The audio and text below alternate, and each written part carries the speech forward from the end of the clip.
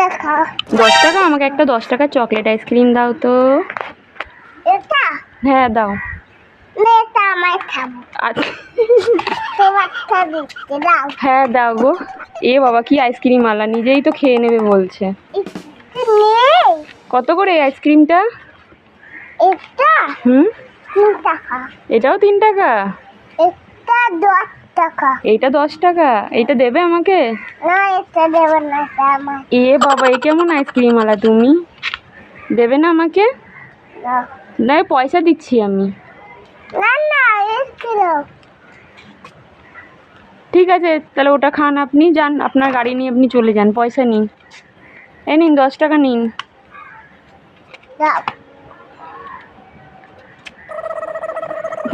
ফেলে দিতি।